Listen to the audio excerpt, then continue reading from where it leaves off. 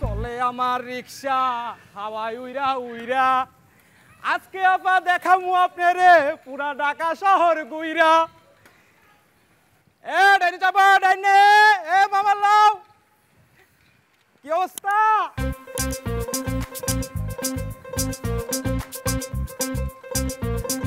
আপা আর কটুক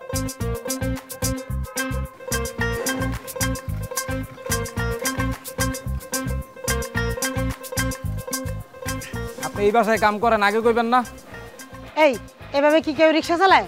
রিক্সা চালাও না বিমান চালাও? বিমান চালানো বাদ দাও।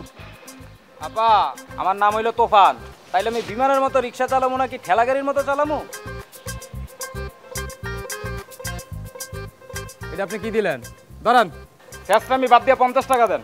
শেষরামি মানি এনতেনে কি 50 টাকা ভাড়া? এনতেনে 20 টাকা ভাড়া।